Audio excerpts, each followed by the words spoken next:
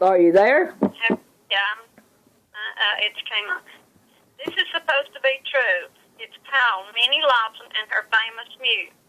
It attempts to explain how a candidate for sheriff from Powell County. Let me make a correction here. I got two words together. Did you type this?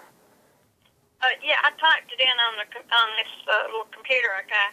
Oh. And, but I read it in a book, but before I had heard it a long time ago. Seems like it might have been Uncle Cleo that told me.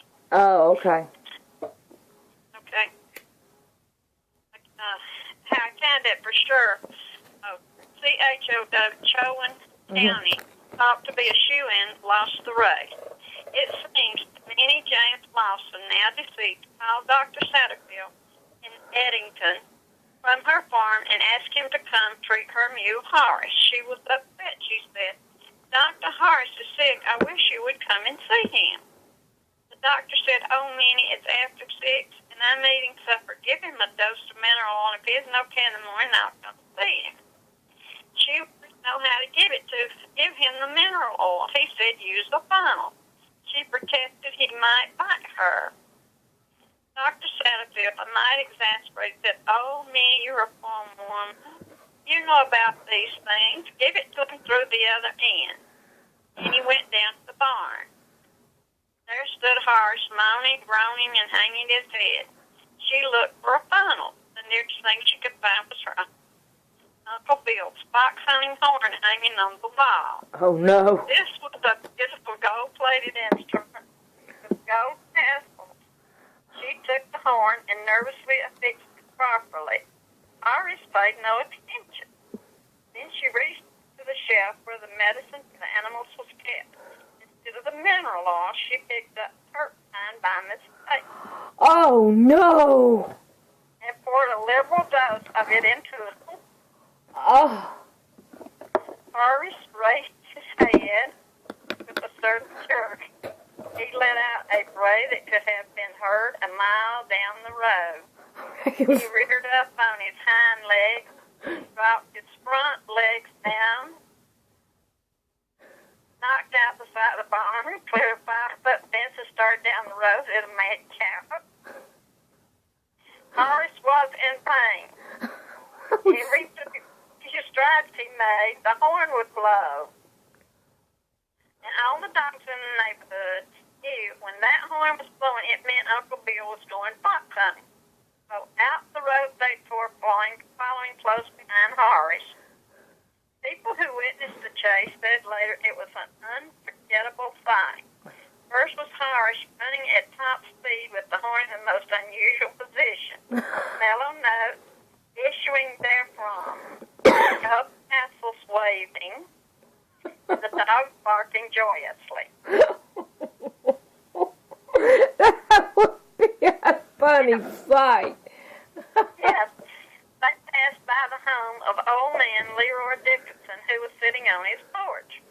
He hadn't drawn a breath in 15 years, and he gazed in amazement at the sight which unfolded itself before his eyes. He couldn't believe what he was seeing.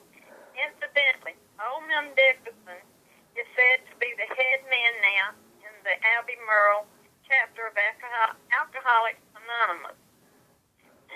By the time it was good and dark, Horace and the dogs were approaching the inland waterway. The bridge tender heard the horn blowing and figured it was a boat on the way. He hurried out and cranked up the bridge. Horace went overboard and drowned. The pack of dogs also went in the water, but they all swam out without too much difficulty. Now it happened the bridge tender was the favorite candidate to unseat Sheriff of Cotton County, but he managed to only poll 7 votes, all from his family. Those who took the trouble to analyze the election results said the people there figured that any man who didn't know the difference between a mute with a horn up its caboose and a boat coming down the inland waterway wasn't fit to hold public office. Oh, man. Oh, God, Maybe we should give all of our governors that kind of a test, huh? It was from you that had it. I know it. If you stop and think about some of the things that these people of authority have done. I know it. I know it. I thought I laughed so hard. I read a book. It belongs to one of Louise's friends, Yeah. and she left it for me to read, and I read. And when I first read the first few words, I said, "Oh, I know this," and I started laughing. And I had to keep putting the book down because I was laughing so hard because I remembered it before I even read it. What's the name of the book? Let me go see. Okay. Okay, what's the name of the book?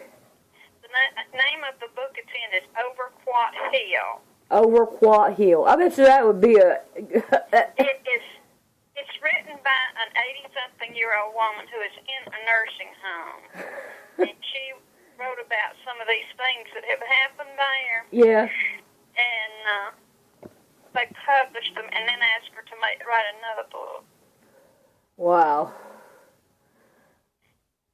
Wow. That's got to be funny. Well, that'd be a good book to read. And what if they have a movie of it or anything? I don't know. It'd be worth checking it out, huh? Yeah. It's from North Carolina. Oh, right where I'm at. Yeah, It's from North Carolina. Wow. Yeah.